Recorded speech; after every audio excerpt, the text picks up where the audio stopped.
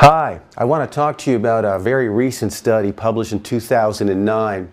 This was a study looking at vitamin E supplementation in patients that have Alzheimer's disease.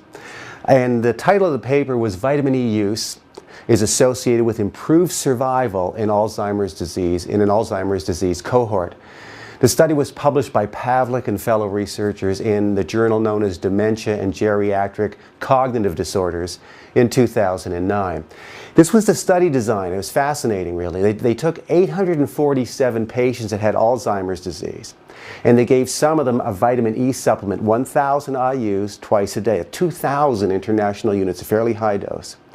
They gave another group just a standard Alzheimer's medication. And then they took a third group and gave them the vitamin E supplementation with the Alzheimer's medication, so it's brilliant. And then they gave the other group the placebo. They gave them really no therapy at all. And they waited a very significant period of time, and these were the results. That the Alzheimer's patients who were given the vitamin E supplementation actually showed a 23% improved overall result in terms of decreased mortality over the study period. 23% reduction in mortality compared to the group receiving no therapy. Here's what's sort of a bit fascinating. The group that only got the medication actually showed increased mortality, just slightly increased over the group that got no therapy. So it's interesting. I don't know if that's going to be standard across the board for all our Alzheimer's patients, but it showed up in this study. But here's the kicker. That the group that got the vitamin E supplementation with the standard Alzheimer's medications had the very best overall result. They had a 30% reduction in total mortality from all causes, and they had more stable disease, improved function overall. So when you combine vitamin E with the standard medication for Alzheimer's disease, you got the very best result in these patients. So vitamin E can be helpful in Alzheimer's patients. The truth is, the sooner they get access to it, the better. That's what studies have been showing. 1,000 international units twice a day seems to be the logical dose. I say that because there was a previous study called the Alzheimer's Cooperative Study that did exactly the same thing. They gave Alzheimer's patients 2,000 international units a day of vitamin E, and they showed a slowing of the progression of their disease and overall improvement in symptomatology generally.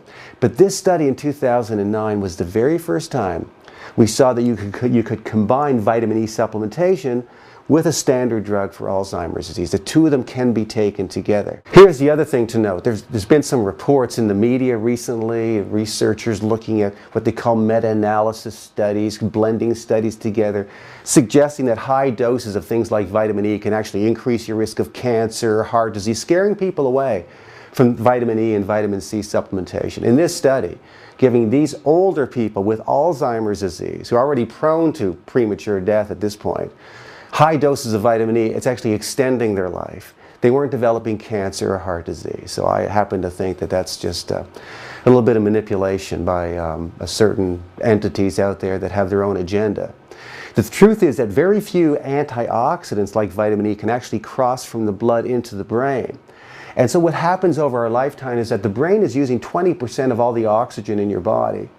And when it does that, it generates some byproducts of metabolism called free radicals. And these free radicals, as you know, can be quite dangerous, cause a corrosive effect on the brain that we think may actually increase the risk for Alzheimer's disease and maybe some other neurodegenerative conditions. In fact, Dr. Russell Reiter tells us that, as we get older, our melatonin levels drop off as we get older. And melatonin is one of the real key brain antioxidants to protect the brain against free radical damage. But as we get older, we make less of it. Dr. Russell Reiter at the University of Texas, who's a neuroendocrinologist who's done a lot of the studies on melatonin, suggests that maybe taking some melatonin supplementation may also be useful to prevent some problems in the brain as we get older. But that's a topic for another day. What we're seeing here in the vitamin E study is that studies are now showing that we consistently see improved outcomes in people with Alzheimer's disease in terms of their disease state and overall survival statistics.